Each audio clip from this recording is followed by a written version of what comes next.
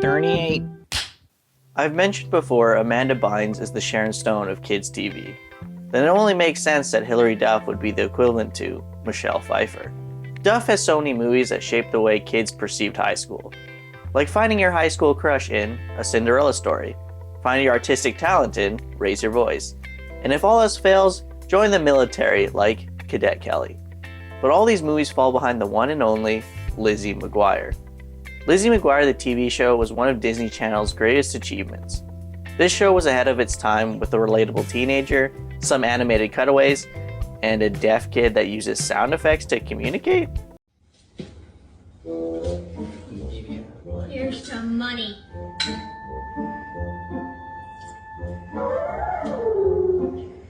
Sorry, my bad. Here. Bruh! Bruh! And like any successful TV show, it paved the way for a one-off movie. The movie begins where it looks like to be the intro to Agent Cody Banks 3.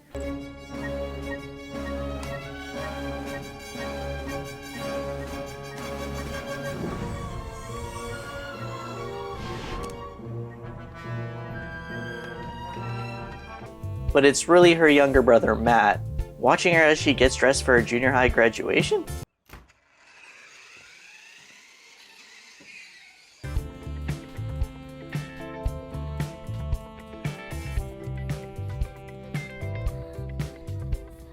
I don't remember this being a common theme.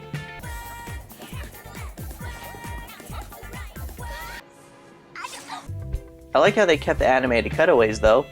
This is a big day for you, sweetheart. He's going to quote a dead guy. But I don't think it translates well from the TV show. Hey, Lizzie's curly-haired Jewish friend is here, Gordo. But where's the third member of the trio, Mexican Miranda? Cue the subtle explanation for a written-off character. You should really talk to Miranda about this stuff. But she's in Mexico City. Yes. After graduation, she's headed to Rome with some of her classmates. A teen comedy that has a girl traveling through Europe to find adventure but only finds the dreamiest guy? Sounds familiar, but I just can't put my finger on it. Graduation is almost ruined when Lizzie is unfairly forced to give a class speech, because the actual person has Ebola. Margaret Chen either has Ebola or a very bad cold. In any event, you're up. Which is probably the only thing that's still relevant from this movie. Luckily, Lizzie nails a speech.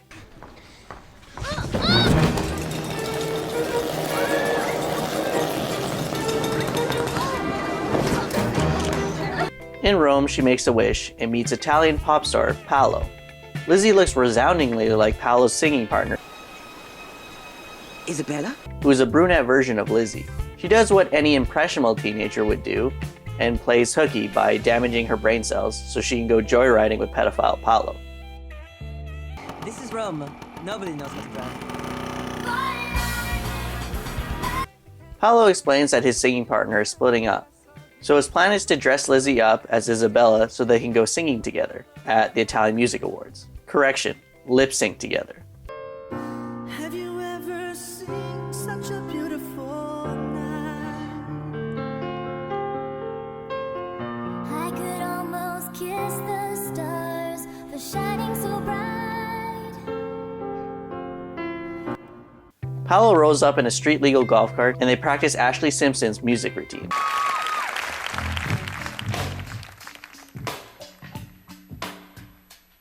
On a Monday, I am waiting. Tuesday, I am fading. Lizzie frauds her way through Rome by impersonating Isabella, and everyone that works for Paolo ignores the fact that she does not speak any Italian or resemble an accent. Instead, they just roll with it and make her try on clothes and assault this guy. Fix the eyebrows, fix the lips, and fix the ears. At home, Matt convinces his parents to go to Rome so that he can fill his briefcase with more videos of his sister. God knows what's on those tapes. Ugh. At the same time, good guy Gordo, the best friend who encouraged Lizzie to hang out with the pop star in the first place, takes the fall for her and gets kicked off the trip by Miss Ungermeyer. Behold the Underminer! What are you looking at? Piece of that? Piece of the Ungermeyer? You should look for your suitcase, Gordon. You're going home. Gordo is such a good guy that even when he doesn't want to help out people, he ends up hooking them up with 2 Italian chicks. The cousin to the excusey guy from Eurotrip tells Lizzie that Gordo's plane has taken off. Mi scusi. Mi scusi.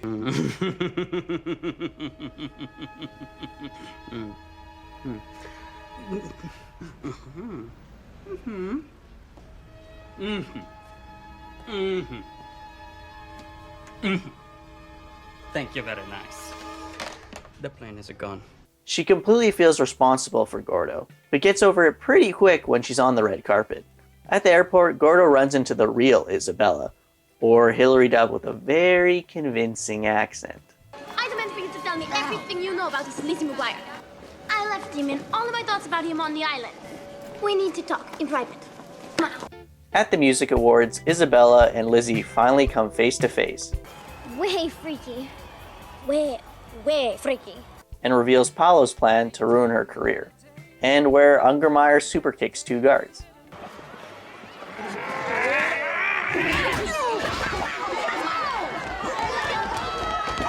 They sabotage Paolo by revealing his real voice doesn't come from his heart, but his balls. This is what dreams are made of. Then Lizzie proceeds to put on a performance of a lifetime without lip syncing. 'Cause in my heart, I know what this is. Hey now, this is what dreams are made of. Hey now, this is what dreams are made of. Correct me if I'm wrong, but I know Hilary Duff was a pop star, but when did they incorporate that into the show? And I didn't know that the Italian Music Awards was big enough to be held at the Roman Colosseum. Anyways, the film ends like you'd expect any other Disney movie would, with everybody more or less hooking up. Lizzie McGuire the movie is a guilty pleasure movie because of its unforgettable soundtrack. Not only did it jumpstart Hilary Duff's music career, but it peaked at number 2 at the domestic box office. If Boy Meets World, Gilmore Girls, and Full House can make a comeback, then maybe, just maybe, Lizzie McGuire will rise from the ashes and unite one last time.